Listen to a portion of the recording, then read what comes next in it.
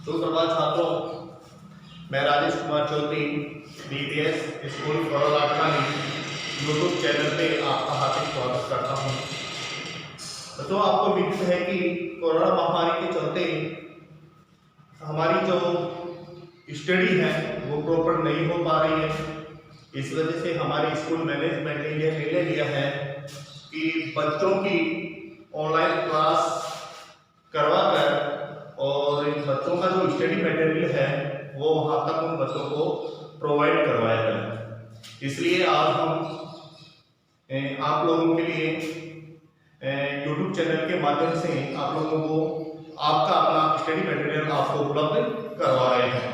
तो आज हम अपने राजनीति विज्ञान जो है अपना जो विषय है उसके अंतर्गत हम अपने राजनीति विज्ञान के अंतर्गत जो अपने जो प्रमुख जो सिलेबस है जिसके अंतर्गत माध्यमिक शिक्षा बोर्ड ने हमारे को यहाँ पर अपना जो सिलेबस घोषित कर रखा है उस सिलेबस के अकॉर्डिंग आज हम यहाँ पर अध्ययन करेंगे, जिसमें हमारा जो राजनीतिक विज्ञान का जो खंड है जिसमें हमारी जो फर्स्ट यूनिट है और फर्स्ट यूनिट के अंतर्गत हमारी जो प्रमुख अवधारणाएं हैं और ये जो प्रमुख अवधारणाएं हैं वो हमारे यहाँ प्रमुख अवधारणाओं में लगभग 4 लेसन बने हुए हैं। और ये जो प्रमुख अवधारणा है ये माध्यमिक शिक्षा बोर्ड के अंतर्गत लगभग 10 अंक की आती है, 10 नंबर की है ये। और इस 10 नंबर की अवधारणाओं में हमारे 4 लेसन थे, जिनमें हमारा जो फर्स्ट लेसन है वो है न्याय, जस्टिस। यहाँ से कई बार क्वेश्चन 6 नंबर का क्वेश्चन भी आ चुका है, कई बार यहाँ से 4 नंबर का क्वेश्चन भी आता है। तो लगभग इस चैप्टर से हर सत्र में या हर माध्यमिक शिक्षा बोर्ड की जो एग्जाम होती हैं वहां से लगभग इसमें 6 या 4 नंबर का प्रश्न हमेशा आता रहता है। तो आज हम अपना जो लेसन है फर्स्ट लेसन न्याय उसके बारे में यहाँ पर अध्ययन करेंगे।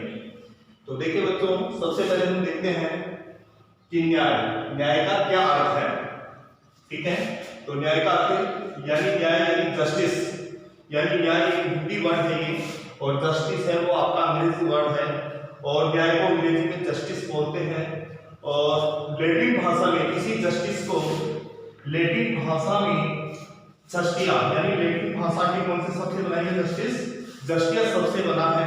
और इस जस्टिया शब्द का अर्थ होता है जोड़ना या सम्मिलित करना। अर्थात न्याय शब्द यानी जो न्याय शब्द है उसका अर्थ होता है जोड़ना या सम्मिलित करना, या इसको हम ये भी कह सकते हैं इसको बांधना। ठीक है, तो यहाँ न्याय शब्द की जो सर्वप्रथम जो व्याख्या की गई है वो किसके द्वारा की गई और किन किन विचारकों के द्वारा न्याय को अपने अलग अलग तरीके से इनको बताया गया है। तो देखिए, न्याय शब्द की जो व्याख्या है वो अलग अलग विचारकों ने अपने अपने ढंग से की है। जहां प्राचीन भारतीय विचारकों ने न्याय को धर्म से जोड़कर, यानी अगर हम इसको देखें वैश्विक स्तर पर इसको देखें या प्राचीन काल में इसको हम देखें तो प्राचीन काल में न्याय को पहले चरित्र या मानवीय गुण के रूप में देखा जाता था। ठीक है दोस्तों, जबकि भारतीय दर्शन के अनुसार अगर हम देखें तो न्याय जो शब्द है वो किससे संबंधित था, धर्म से। अर्थात इसको धर्म से जोड़कर देखा जाता था, किसको, न्याय।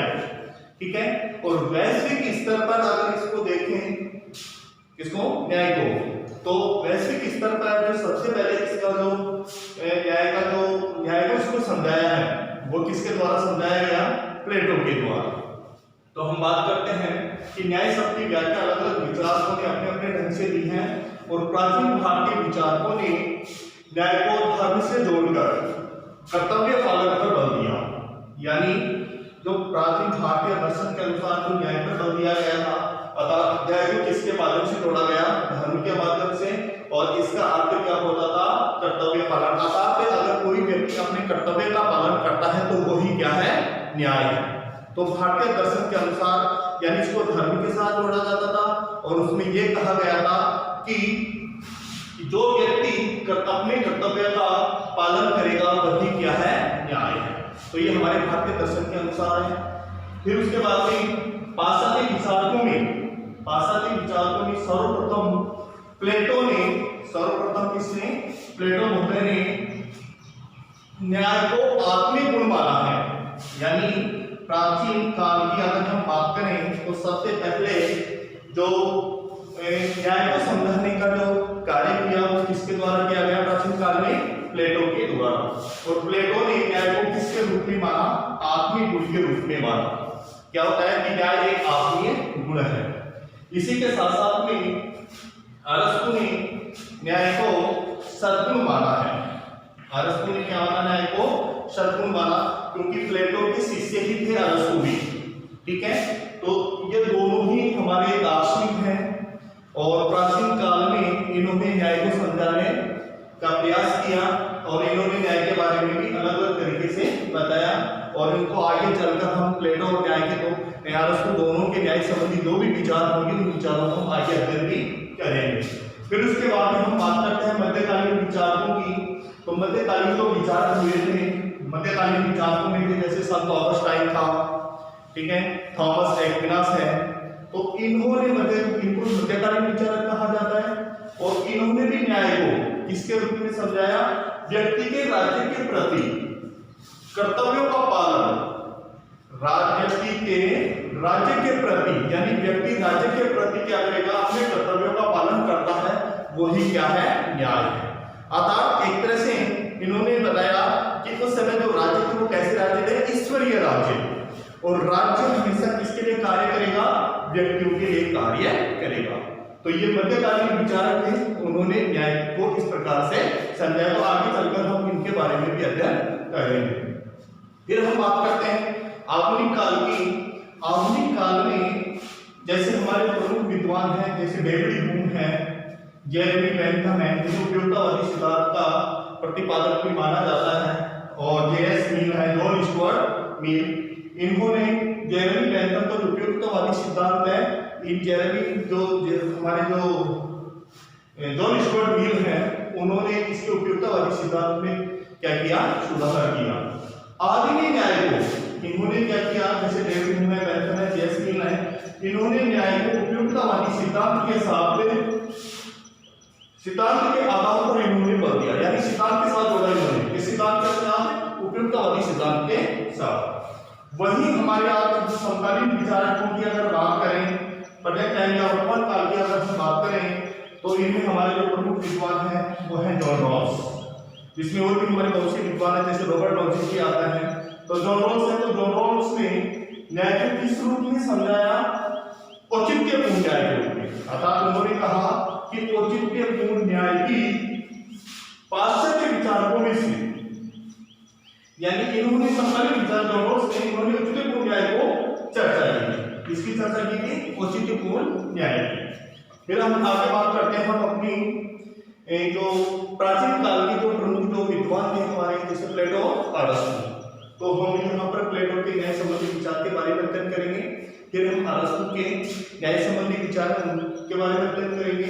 फिर उसके बाद में हम हमारे जो मध्यकालीन जो विचार हुए हैं, जैसे संत ऑगस्टाइन था, थॉमस एक्विनास है, उनके बारे में, उनके जो न्याय संबंधी विचार है उनका अध्ययन करेंगे।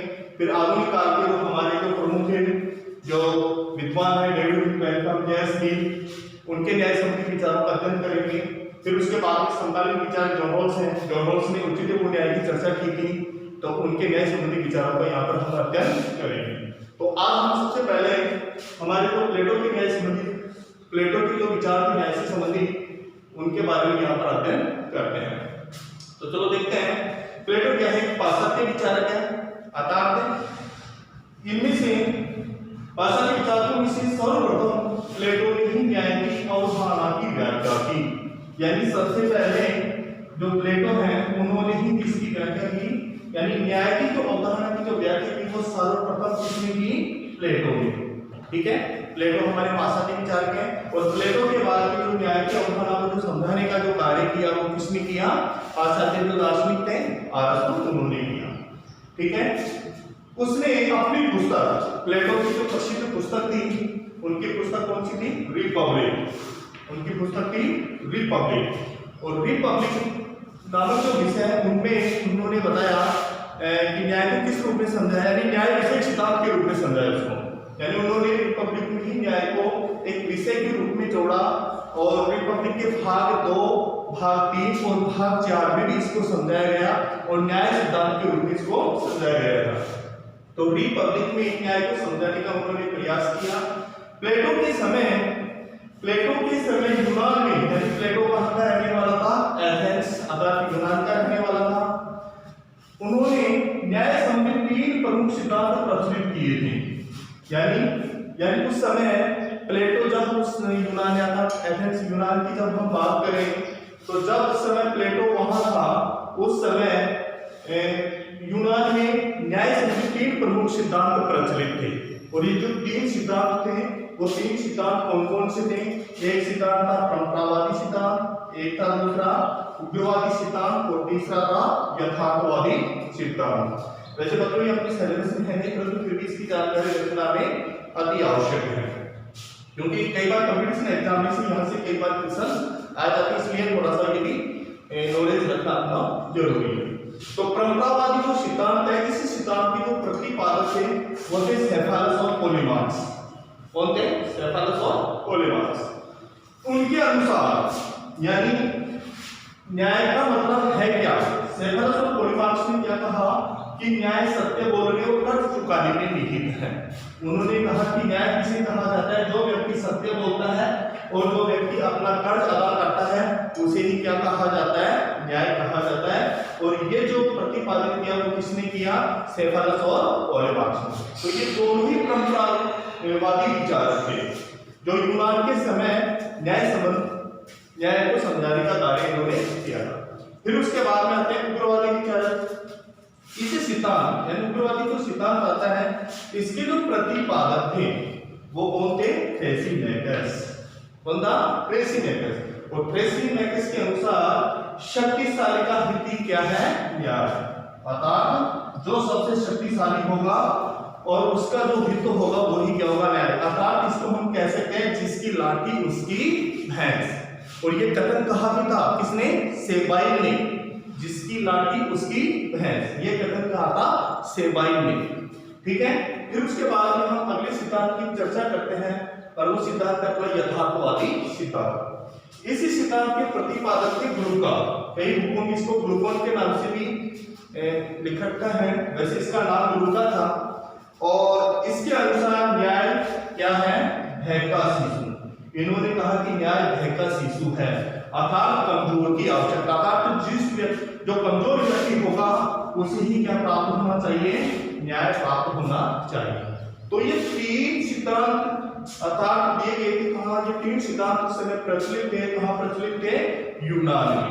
और इन तीनों सिद्धांतों का ही उन्होंने प्लेटो ने क्या किया? इसका खंडन कर दिया। अर्थात इन्होंने इन तीनों सिद्धांतों को ही स्वीकार नहीं किया। ठीक है। अर्थात प्लेटो ने तीनों विचारधाराओं से सहमत नहीं था। उसने न्याय को आत्मा का सद्गुण माना। उन्होंने क्या माना? इसको आत्मा का सद्गुण। कि न्याय क्या है? एक आंतरिक वस्तु है, अर्थात आंतरिक गुण है। जबकि ये परंपरावादी, उग्रवादी और यथार्थवादी ये तीनों न्याय को क्या मानते हैं? बाह्य वस्तु मानते हैं। क्योंकि इनके अनुसार क्या है? आपको पता है पोलीमार्स और सेफालस कह रहे हैं न्याय सत्य बोलो कर्ज चुकाने तक। इसका मतलब ये कौन सी वस्तु प्रतीत हो रही है? बाहरी वस्तु। इसके अनुसार जैसे शक्तिशाली का हित क्या है? न्याय। अर्थात जिसकी लाठी उसकी भैंस। तो ये भी क्या प्रतीत हो रही है? बाह्य वस्तु प्रतीत हो रही है। और न्याय भय का शिशु अर्थात कमजोर की आवश्यकता। तो ये तीनों ही जो सिद्धांत है परंपरावादी, उग्रवादी, यथार्थवादी, ये तीनों ही सिद्धांत जिस पर न्याय को किस रूप में मानते थे? ये बाह्य वस्तु के रूप में मानते थे। जबकि प्लेटो न्याय को आंतरिक वस्तु के रूप में उसको मानता था कि न्याय क्या है? आंतरिक है, अर्थात न्याय को वो आत्मा का सद्गुण मानता है। क्योंकि उसको न्याय को आत्मिक गुण मानता है। ये न्याय को आत्मा का सद्गुण माना। उसके अनुसार न्याय से तात्पर्य है क्या है? न्याय से तात्पर्य देखो प्लेटो न्याय के बारे में क्या कहता है कि प्रत्येक व्यक्ति द्वारा अपना निर्दिष्ट कार्य करना। प्रत्येक व्यक्ति द्वारा अपना निर्दिष्ट कार्य करना और दूसरों के कार्यों से हस्तक्षेप नहीं करना ही क्या है? ज्ञान है। अर्थात प्लेटो ये कहता है कि प्रत्येक व्यक्ति को अपना निर्दिष्ट कार्य करना चाहिए। जिस व्यक्ति का जो कार्य है वो व्यक्ति वो ही कार्य करे, इस दूसरे के कार्य में किसी प्रकार का कोई हस्तक्षेप नहीं करे, तो वही क्या होगा, न्याय। और इस प्रकार के सिद्धांत को प्लेटो ने कौन सा सिद्धांत दिया, कार्य विशिष्टीकरण का सिद्धांत। इस सिद्धांत को क्या कहा प्लेटो ने, कार्य विशिष्टीकरण का सिद्धांत, कार्य विशिष्टीकरण का सिद्धांत लिखा है इसको, अर्थात कार्य विशिष्टीकरण का सिद्धांत है। अर्थात जैसा व्यक्ति जो कार्य करेगा दूसरे के कार्य में किसी प्रकार का कोई हस्तक्षेप नहीं करे, तो वही क्या होगा, न्याय होगा। इस संबंध में प्लेटो ने न्याय के दो रूप बताए। इस संबंध में प्लेटो ने न्याय के कितने रूप बताए, दो रूप बताए। एक बताया उन्होंने व्यक्तिगत न्याय और दूसरा बताया उन्होंने सामाजिक न्याय। तो अब हम व्यक्तिगत न्याय के बारे में पढ़ेंगे। अब हम बात कर रहे हैं कि प्लेटो ने न्याय के दो रूप बताए, पहला है व्यक्तिगत न्याय और दूसरा है सामाजिक न्याय। हम व्यक्तिगत न्याय क्या है, व्यक्तिगत न्याय के अनुसार प्लेटो का मानना था कि प्रति व्यक्ति को वही कार्य करना चाहिए जिसको करने में वह प्राकृतिक रूप से समर्थ और सक्षम हो। अर्थात प्लेटो व्यक्तिगत न्याय का मतलब क्या बताता है कि व्यक्तिगत न्याय क्या है। अर्थात प्लेटो ये मानता है कि प्रत्येक व्यक्ति को वही कार्य करना चाहिए जिस कार्य करने के लिए वह प्राकृतिक रूप से क्या हो, समर्थ और सक्षम हो। तो वही कार्य करना चाहिए व्यक्ति को। अगर जो व्यक्ति समर्थ और सक्षम नहीं है तो वो व्यक्ति को वो कार्य नहीं करना चाहिए। जैसे किसी व्यक्ति को, जैसे मान लो किसी व्यक्ति को के पास अध्यापन कराने की क्षमता है, तो उस व्यक्ति को अध्यापन ही करवाना चाहिए। अर्थात वो अध्यापन ही करवा सकता है, शिक्षण कार्य ही करवा सकता है। अब उसको अगर ये कहा जाए कि तू सीमा पे जाकर और देश की रक्षा कर, तो वो देश की रक्षा नहीं कर पाएगा। और जो व्यक्ति सीमाओं की रक्षा करने में क्या हो, अपने क्षमता रखता हो, तो वो व्यक्ति कैसा कार्य करे, सैनिक कार्य करे। अब उसको ये कहा जाए कि आप विद्यालय में जाकर शिक्षण कार्य करें, तो वो बंदा शिक्षण कार्य नहीं कर सकता। इसी के साथ में अगर किसी व्यक्ति को ये कहा जाए उत्पादन करने की क्षमता, अगर कोई व्यक्ति उत्पादन करने की क्षमता रखता है, तो उसको कौन सा कार्य करना चाहिए, किसान वर्ग से संबंधित किसान का कार्य करना चाहिए। तो इसका मतलब है कि प्लेटो ये कहते हैं कि व्यक्तिगत न्याय का मतलब है कि प्रत्येक व्यक्ति को वही कार्य करना चाहिए जिस कार्य करने के लिए वो उनके पास क्या हो, क्षमता हो, उसके पास वो कैपेसिटी हो, सामर्थ्य हो। ठीक है। फिर उसके बाद में प्लेटो बताता है सामाजिक न्याय। दूसरा रूप कौन सा इसका, सामाजिक न्याय। अब सामाजिक न्याय के अनुसार, प्लेटो के अनुसार मानव आत्मा में तीन तत्व पाए जाते हैं। प्लेटो कहता है कि मानव आत्मा में, मनुष्य की जो मन मस्तिष्क में तीन प्रमुख तत्व पाए जाते हैं। और ये जो तीन तत्व होते हैं वो तीन तत्व कौन से होते हैं, एक होती है तृष्णा, जिसको हम बोल सकते हैं इच्छा, दूसरा होता है साहस और तीसरा होता है विवेक। अतः प्लेटो का मानना है कि प्रत्येक मनुष्य में या प्रत्येक व्यक्ति के मन मस्तिष्क में अर्थात आत्मा में तीन प्रमुख तत्व पाए जाते हैं। और वो जो तीन तत्व होते हैं वो कौन कौन से होते हैं, तृष्णा, साहस और विवेक होता है। और ये तीनों के आधार पर ही, इन तीनों तत्वों के आधार पर ही प्लेटो समाज में, इन तीनों तत्वों के आधार पर समाज को वो तीन भागों में बांटता है। और ये जो तीन भाग है वो कौन कौन से हैं, पहला है उत्पादक वर्ग। कौन सा है, उत्पादक वर्ग। और इस उत्पादक वर्ग का मतलब है कि इस वर्ग में इंद्रिय तृष्णा या जिसको हम बोल सकते हैं इच्छा तत्व, अर्थात जिस व्यक्ति के विवेक या मस्तिष्क में तृष्णा तत्व की प्रधानता होती है, उसमें वो इच्छा तत्व की प्रधानता पाई जाती है, उस वर्ग को वो किस वर्ग में रखता है, उत्पादक वर्ग में रखता है।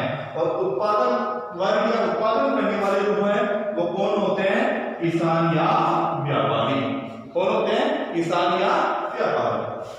फिर उसके बाद में दूसरा वर्ग है, अर्थात जो दूसरा तत्व था मानव मस्तिष्क में, वो दूसरा तत्व मानव आत्मा में कौन सा है, साहस। अब साहस तत्व के आधार पर वो ये कहते हैं कि उसको किस वर्ग में रखा जाए, सैनिक वर्ग में। कौन से वर्ग में, सैनिक वर्ग में। और इस वर्ग में साहस तथा शौर्य तत्व की प्रधानता पाई जाती है। प्लेटो जी कहते हैं कि सैनिक वर्ग के अंतर्गत कौन सा तत्व पाया जाता है? साहस तत्व पाया जाता है। और जिस व्यक्ति में साहस या शौर्य की प्रधानता होती है उस व्यक्ति को सिर्फ और सिर्फ कौन सा कार्य करना चाहिए? उसे सैनिक कार्य करना चाहिए। कौन से कार्य की बात कर रहे हो? उसे सैनिक कार्य करना चाहिए। फिर उसके बाद में तीसरा जो वर्ग बताता है वो वर्ग किस पर आधारित है? विवेक पर आधारित है। अर्थात जिस व्यक्ति के मानव मस्तिष्क में या आत्मा में जो विवेक अर्थात बुद्धि प्रबलता अधिक होती है उसको प्लेटो किस वर्ग में रखता है? शासक वर्ग में रखता है। इस वर्ग के व्यक्तियों में विवेक अर्थात बुद्धि तत्व की प्रधानता पाई जाती है। ऐसे व्यक्ति शासन प्रक्रिया में भाग लेते हैं। ऐसे व्यक्ति किसमें भाग लेते हैं? शासन प्रक्रिया में। जैसे शासक, मंत्री, अधिकारी, न्यायाधीश, डॉक्टर, वकील। अर्थात ऐसे व्यक्तियों में क्या होता है कि बुद्धि प्रबलता बहुत अधिक पाई जाती है। ठीक है। इसी प्रकार इस प्रकार के वर्ग को अन्य किस नाम से बताता है? अभिभावक वर्ग। अर्थात शासक वर्ग को अभिभावक वर्ग भी कहता है, जबकि उत्पादक वर्ग को इससे क्या करता है? अलग। अर्थात प्लेटो जो शासक साहस, जिस व्यक्ति के साहस तत्व की प्रधानता होती है, जिस व्यक्ति में विवेक वर्ग की प्रधानता होती है, उसको वो संरक्षक वर्ग के रूप में भी उसको रखता है। ठीक है। तो इस प्रकार प्लेटो के अनुसार जिस प्रकार आत्मा मनुष्य के विभिन्न पक्षों में संतुलन स्थापित किए रहती है, ठीक उसी प्रकार यदि समाज के तीनों वर्ग अपनी अपनी क्षमता से अपने निर्दिष्ट कार्य करें, क्योंकि प्लेटो ने परिभाषा दी थी। क्या परिभाषा दी थी? कि प्रत्येक व्यक्ति को अपना निर्दिष्ट कार्य करना चाहिए तथा किसी दूसरे के कार्यों में हस्तक्षेप न करना ही क्या कहलाता है? न्याय। तो इसका मतलब यही हुआ कि उत्पादक वर्ग को अपने क्षेत्र में कार्य करना चाहिए, सैनिक वर्ग को अपने क्षेत्र में कार्य करना चाहिए और शासक वर्ग को अपने क्षेत्र में कार्य करना चाहिए। किसी दूसरे के कार्यों में हस्तक्षेप नहीं करना ही क्या कहलाएगा? न्याय कहलाएगा। अगर अन्य के कार्य में हस्तक्षेप नहीं करें तो उससे क्या होगी? राज्य में न्याय की स्थापना होगी। क्या होगी? राज्य में न्याय की स्थापना होगी। अतः इस प्रकार प्लेटो ने न्याय को नैतिक सिद्धांत के रूप में प्रतिपादित किया। इसके रूप में प्रतिपादित किया, न्याय को नैतिक सिद्धांत के रूप में प्रतिपादित किया। ठीक है। तो अब आगे हम अगला जो हमारा बिंदु है वो है अरस्तु के न्याय संबंधी विचार। तो ये हमारा प्लेटो कंप्लीट हो चुका है। आगे हम अरस्तु के न्याय संबंधी विचार पढ़ेंगे। अब है अरस्तु के न्याय संबंधी विचार। अरस्तु ने आपको पता है कि प्लेटो ने तो बताया था कि न्याय के बारे में कि आत्मीय गुण ही क्या है? न्याय। जबकि प्लेटो के अनुसार क्या था? सद्गुण ही न्याय है। अरस्तु की जो प्रसिद्ध जो पुस्तक है उसका नाम है पॉलिटिक्स। उसकी पुस्तक है पॉलिटिक्स। और पॉलिटिक्स में इन्होंने न्याय संबंधी विचार भी प्रस्तुत किए हैं। अरस्तु के अनुसार न्याय क्या है? अर्थात सद्गुण ही न्याय है, ये भी कहा। इसके साथ साथ में मानवीय संबंधों का नियमन करना ही क्या है? न्याय है। अर्थात मानवीय संबंध यानी मानव के साथ में जो भी संबंध है उन संबंधों का नियमन करना या उनको करना ही क्या कहलाता है? न्याय कहलाता है। अब न्याय के प्रमुख प्रकार। अरस्तु ने न्याय के दो प्रमुख प्रकार बताए हैं। एक है सामान्य न्याय और दूसरा है विशिष्ट न्याय। विशिष्ट न्याय है उसके भी दो रूप हैं। विशिष्ट न्याय को दो भागों में बांटा। अर्थात एक वितरणात्मक न्याय जिसको हम राजनीतिक न्याय भी कह सकते हैं, एक है सुधारात्मक जिसको हम प्रतिकारात्मक या संशोधनात्मक न्याय भी कहते हैं। तो अब है सामान्य न्याय। अरस्तु के अनुसार सामान्य न्याय है क्या? अरस्तु के अनुसार सामान्य न्याय संपूर्ण अच्छाई से है, सद्गुण व साधुता से है। क्योंकि अरस्तु ने पहले कहा था कि सद्गुण ही क्या है? न्याय है। तो वो हमेशा ये मानते हैं कि सामान्य न्याय संपूर्ण अच्छाई से होती है, सद्गुण व साधुता से है, जबकि विशिष्ट न्याय भी सामान्य न्याय का ही क्या है? एक पार्ट, उसका अंग है। बस अंतरिम में इतना ही है कि सामान्य न्याय का क्षेत्र क्या होता है? विस्तृत होता है, जबकि विशिष्ट न्याय का जो क्षेत्र होता है वो सीमित होता है। जबकि सामान्य न्याय सब कुछ साधुता और अच्छाई से होती है, इसलिए इसका क्षेत्र क्या होता है, काफी विस्तृत होता है। अब आता है विशिष्ट न्याय। विशिष्ट न्याय को इन्होंने दो भागों में बांटा। एक हो गया विकल्पात्मक न्याय, जिसको हम राजनीतिक न्याय भी कह सकते हैं। एक है सुधारात्मक न्याय, जिसको प्रतिकारात्मक या संशोधनात्मक न्याय भी कहते हैं। तो पहले हम पढ़ते हैं विकल्पात्मक न्याय। राज्य के द्वारा अपने नागरिकों को दिए जाने वाले राजनीतिक पद सम्मान व पुरस्कार से है। अर्थात इसका कहने का तात्पर्य है कि नागरिकों को समान रूप से क्या करना चाहिए, पद मिलना न्याय नहीं है। जबकि अरस्तु ये कहता है कि जिस व्यक्ति ने राज्य की जितनी सेवा की है उसके अकॉर्डिंग व्यक्ति को उसका पद मिलना चाहिए, उसके अनुसार उसे सम्मान मिलना चाहिए और उसी के अनुसार उसको उसका पुरस्कार मिलना चाहिए। तो यही क्या कह रहा है, उन्होंने न्याय को वितरित किया है किस रूप में कि व्यक्ति जिस प्रकार राज्य की जितनी सेवा कर रहा है, यानी व्यक्ति राज्य की जितनी सेवा करता है उतनी ही मात्रा में उसे क्या मिलना चाहिए, पद मिलना चाहिए, सम्मान मिलना चाहिए। वही क्या कहलाती है, न्याय कहलाती है। फिर आगे आता है सुधारात्मक न्याय, जिसको प्रतिकारात्मक या संशोधनात्मक न्याय भी कह सकते हैं, और इसको हम वर्तमान में अदालती न्याय के नाम से भी जानते हैं। राज्य के द्वारा अपने नागरिकों के साथ पारस्परिक संबंधों के निर्धारण से है।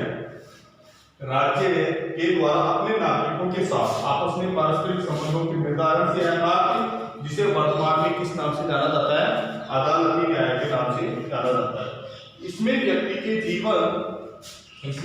के जीवन संपत्ति सम्मान व स्वतंत्रता की रक्षा करना ही क्या है, न्याय है। अर्थात वर्तमान अदालती न्याय का मतलब होता है कि वर्तमान में जो अदालत होती है उसमें प्रत्येक राज्य के व्यक्ति का किस प्रकार से कानून है उसकी रक्षा करता है, उसके सम्मान की रक्षा करता है, उसके पद की रक्षा करता है, उसके स्वतंत्रता की रक्षा करने की जो जिम्मेदारी होती है वो किसकी होती है, कानून की होती है। इसलिए हम कह सकते हैं कि अरस्तु की जो न्याय की अवधारणा है वो क्या थी, कानूनी थी। अर्थात अरस्तु जो वर्तमान जो अदालती न्याय है, जो वर्तमान जो कानूनी न्याय है, उसको न्याय के रूप में उसको समझा। तो हम अब तक प्राचीन काल के जो न्याय की जो विचारक थे हमारे प्लेटो अरस्तु, उनके न्याय संबंधी विचार हम पढ़ चुके हैं। अब हम पढ़ेंगे यहाँ पर मध्यकाल के न्याय संबंधी विचार। मध्यकाल के न्याय संबंधी जो विचार हैं उसके अंतर्गत संत ऑगस्टाइन और थॉमस एक्विनास, ये दो प्रमुख विचारक हैं हम, जिनके बारे में हम यहाँ पर अध्ययन करेंगे। अब है संत ऑगस्टाइन। संत ऑगस्टाइन, इनकी जो रचना है उसका नाम था the city of God. The city of God अर्थात ईश्वरीय राज्य, अर्थात जिसमें इन्होंने न्याय का उल्लेख किया। यानी संत ऑगस्टाइन ने जो न्याय का जो उल्लेख है, उनकी जो प्रसिद्ध रचना है कौन सी, द सिटी ऑफ गॉड, जिसमें न्याय का उल्लेख किया। और उन्होंने बताया कि न्याय ईश्वरीय राज्य के सिद्धांत का प्रतिपादन करती है। अर्थात इन्होंने ऑगस्टाइन ईश्वरीय राज्य को न्याय के सिद्धांत का प्रतिपादन करता है और ये बताते हैं कि ऑगस्टाइन की परिवार लौकिक राज्य और ईश्वरीय राज्य के संदर्भ में न्याय की विवेचना करते हैं और व्यक्ति द्वारा ईश्वरीय राज्य के प्रति कर्तव्य पालन को ही क्या कहते हैं, न्याय कहते हैं। अतः ऑगस्टाइन परिवार लौकिक राज्य और ईश्वरीय राज्य के संदर्भ में न्याय की क्या करते हैं, विवेचना करते हैं। और इनके अनुसार यदि द सिटी ऑफ गॉड, इसका मतलब है ईश्वरीय राज्य, और ईश्वरीय राज्य के का तात्पर्य है कि ईश्वरीय राज्य के अंतर्गत यानी न्याय हम किसे कहेंगे, अर्थात राज्य के प्रति, यानी व्यक्ति क्या करेगा, राज्य के प्रति कर्तव्य पालन करेगा, उसे भी क्या माना गया, न्याय माना गया। तो यह है संत ऑगस्टाइन के अनुसार। अब आप पढ़ेंगे थॉमस एक्विनास के अनुसार। थॉमस एक्विनास क्या कहते हैं, एक्विनास न्याय को समानता की मौलिक इकाई मानता है और तथा कहता है कि व्यवस्थित व अनुशासित जीवन व्यतीत करना तथा उन कार्यों को करना जिनकी व्यवस्था क्या करती है, मांग करती है। यानी व्यवस्था जैसी मांग करती है उसी प्रकार से व्यक्ति को क्या करना चाहिए, अपना कार्य करना चाहिए। राज्य को भी व्यक्ति के प्रति उसी प्रकार का कार्य करना चाहिए, वही उसका क्या कहलाता है, न्याय कहलाता है। तो ये हो गया हमारा मध्यकाल के न्याय संबंधी विचार। अब हम पढ़ेंगे आधुनिक काल के न्याय संबंधी विचार। अब हम पढ़ रहे हैं आधुनिक काल में न्याय संबंधी विचार। हमने प्राचीन काल में न्याय संबंधी विचार हो गए, मध्यकाल में न्याय संबंधी विचार हो गए, अब है आधुनिक काल में न्याय संबंधी विचार। आधुनिक काल में जो न्याय संबंधी जो विचार देने वाले जो प्रमुख जो प्रतिपादक थे उनमें है डेविड ह्यूम था, जेरेमी बेंथम और जे.एस. मिल। ये तीन प्रमुख विद्वान हैं जिन्होंने आधुनिक काल में न्याय संबंधी विचारों को प्रस्तुत किया है। अब देखिए आधुनिक में David Hume, Jeremy Bentham, J S. Mill ने उपयोगितावादी सिद्धांत के आधार पर, उसी सिद्धांत के आधार पर, उपयोगितावादी सिद्धांत के आधार पर न्याय के प्रत्यय को परिभाषित करने का कार्य किया। यानी इन्होंने जेरेमी बेंथम, डेविड ह्यूम और जे.एस. मिल ने उपयोगितावादी सिद्धांत के आधार पर ही न्याय के सिद्धांत को प्रतिपादित किया। अब डेविड ह्यूम के अनुसार न्याय उन नियमों की पालना मात्र है, न्याय उन नियमों की पालना मात्र जो सर्वहित का आधार है। अर्थात सर्वहित का आधार का मतलब है कि जो नियम सर्वहित में है वही क्या है, न्याय है। तो ये कौन मानते हैं, डेविड ह्यूम। अर्थात डेविड ह्यूम ये मानता है कि सर्वहित का आधार ही क्या है, न्याय। अर्थात जो नियम सर्वहित में है वही क्या है, न्याय। फिर उसके बाद में आते हैं बेंथम। बेंथम के अनुसार सार्वजनिक वस्तुओं, सेवाओं, पदों आदि का वितरण किस आधार पर होना चाहिए, उपयोगितावादी सिद्धांत के आधार पर किया। इन्होंने उपयोगितावादी सिद्धांत के आधार पर हो, और अर्थात जो उपयोगी है उन्होंने उपयोगितावादी सिद्धांत के आधार पर किया। और उपयोगितावादी सिद्धांत का तात्पर्य क्या है कि जो उपयोगी है, सुखदायक है, वही कार्य होने चाहिए, तो वही व्यक्ति का क्या है, न्याय है। अतः बेंथम ने अधिकतम लोगों का अधिकतम सुख के आधार पर ही न्याय की अवधारणा प्रस्तुत की। आधार में जो जितना उपयोगी है उतना सुखदायक होना चाहिए, वही क्या होना चाहिए, और व्यक्ति को वही कार्य करना चाहिए, वही उसका न्याय। इसीलिए बेंथम ने अपना ये सिद्धांत किया था कि अधिकतम लोगों का अधिकतम सुख ही क्या है, न्याय। फिर उसके बाद में आते हैं जे.एस. मिल। जे.एस. मिल के अनुसार मनुष्य अपनी सुरक्षा हेतु ऐसे नियम स्वीकार करता है जिससे दूसरे भी वैसी ही सुरक्षा का अनुभव कर सके। अर्थात उपयोगिता ही न्याय का मूल मंत्र है। अर्थात इन्होंने बेंथम के उपयोगितावादी सिद्धांत है उनमें कुछ सुधार करके और इसको आगे बढ़ाया किसने, जे.एस. मिल ने। अब इसके बाद में हम पढ़ेंगे आधुनिक काल के न्याय संबंधी विचार के बाद में आता है समकालीन काल में न्याय संबंधी विचार। समकालीन काल में न्याय संबंधी विचार, इसके जो प्रमुख जो विचार में प्रतिपादक है वो है जॉन रॉल्स। और जॉन रॉल्स ने न्याय संबंधी जो अवधारणा दी, वो उसका जो उल्लेख है, न्याय संबंधी जो अवधारणा का उल्लेख है, उनकी जो प्रसिद्ध पुस्तक है वो है ए थ्योरी ऑफ जस्टिस, जो सन 1971 में प्रतिपादित हुई थी। ठीक है। उसके बाद में जॉन रॉल्स ने बेंथम द्वारा दिया गया जो न्याय का सिद्धांत था उसका क्या किया, खंडन किया।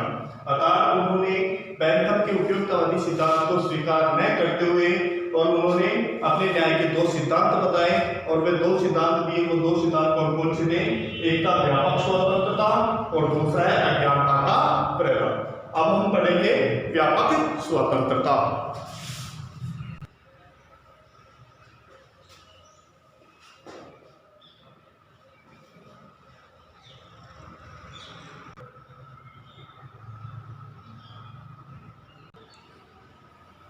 हम पढ़ रहे हैं व्यापक स्वतंत्रता, अर्थात अधिकतम स्वतंत्रता क्यों स्वतंत्रता सुरक्षा के लिए आवश्यक है। व्यक्ति और राज्य को ऐसी व्यवस्था करनी चाहिए, जो लोग मानते हैं कि व्यक्ति और राज्य को ऐसी व्यवस्था करनी चाहिए जिससे अधिकतम लोगों का क्या हो सके, कल्याण हो सके। अर्थात लोगों को व्यापक स्वतंत्रता प्राप्त हो, जिससे कि लोग ज्यादा से ज्यादा क्या प्राप्त कर सके, न्याय प्राप्त कर सके। अर्थात लोग जितने स्वतंत्र होंगे उतने लोगों को क्या प्राप्त होगी, न्याय। फिर उसके बाद में अगला उन्होंने सिद्धांत बताते हैं वो है अज्ञानता का पर्दा। अज्ञानता का पर्दे का अर्थ है कि लोगों को अपनी वास्तविक स्थिति का ज्ञान नहीं होता, कि लोगों को अपनी वास्तविक स्थिति का ज्ञान नहीं होगा तो वो कैसे न्याय प्राप्त कर पाएंगे। इसलिए लोग अपनी न्याय प्राप्त करने के लिए उन्हें वास्तविक स्थिति का भी ज्ञान होना आवश्यक है। तो ये है हमारे जॉन रॉल्स के समकालीन जो विचार थे, जॉन रॉल्स उसके न्याय संबंधी प्रमुख विचार। अब हम पढ़ेंगे भारतीय दर्शन में न्याय संबंधी विचार। भारतीय दर्शन के अनुसार न्याय संबंधी जो विचार है उनकी जो प्रमुख जो विचार है वो है मनु, कौटिल्य, बृहस्पति, शुक्र, भारद्वाज, विदुर व सोमदेव। ठीक है, मनु को कौटिल्य, बृहस्पति और शुक्र आदि विचारकों ने न्याय को क्या माना? न्याय को राज्य का प्राण माना है। न्याय क्या है? राज्य का एक प्राण तत्व है। ठीक है, फिर उसके बाद में मनु और कौटिल्य राज व्यवस्था की आधारभूत इकाई को भी न्याय की निष्पक्षता की बात करते हैं कि राज्य की जो राज व्यवस्था है उसकी जो आधारभूत इकाई है वो भी क्या होनी चाहिए? निष्पक्ष न्याय होनी चाहिए। ठीक है, अब है यह हो गए हमारे भारतीय दर्शन के अनुसार न्याय संबंधी विचार। अब हम पढ़ेंगे न्याय के विविध रूप अर्थात उसके प्रकार। जो न्याय के जो 5 प्रकार बता रखे हैं हमारे यहाँ पे सिलेबस में, एक है नैतिक न्याय, दूसरा है कानूनी न्याय, राजनीतिक न्याय, सामाजिक न्याय और आर्थिक न्याय। नैतिक न्याय का तात्पर्य है कि प्राचीन काल में व्यक्ति के जो प्राकृतिक नियम और प्राकृतिक जो अधिकार थे उनके अनुसार जीवन व्यतीत करना ही क्या कहलाता है? नैतिक न्याय कहलाता है। फिर उसके बाद में आता है कानूनी न्याय। वर्तमान में जो राज व्यवस्था कानून का निर्माण करती है वही क्या है? कानूनी न्याय है। ठीक है, फिर उसके बाद में आती है राजनीतिक न्याय। राजनीतिक न्याय क्या है? राजनीतिक न्याय से व्यक्ति क्या है? स्वतंत्र है, वह स्वतंत्र रूप से मत का क्या कर सकता है? प्रयोग कर सकता है। ठीक है, फिर उसके बाद में आता है अगला सामाजिक न्याय। और सामाजिक न्याय है समाज में भेदभाव को मिटाना, जैसे वाद आदि जो सामाजिक न्याय के तत्व कहलाते हैं। फिर उसके बाद में आता है आर्थिक न्याय, अर्थात आर्थिक रूप से सबको प्रकृति में समान अवसर प्राप्त हो वही क्या होंगे? आर्थिक न्याय कहलाएगा। तो इस प्रकार से आज हमारी यूनिट फर्स्ट का जो चैप्टर नंबर 1 है जस्टिस अर्थात न्याय, यह लेसन आपका कंप्लीट हो चुका है। अब अगले वीडियो में हम अपना जो अगला लेसन है शक्ति, सत्ता और वैधता उसके बारे में अध्ययन करेंगे। इसलिए आप अपने इस चैनल को सब्सक्राइब करें जिससे कि आपको आने वाले जितने भी वीडियो हैं वो आप तक पहुंच सके।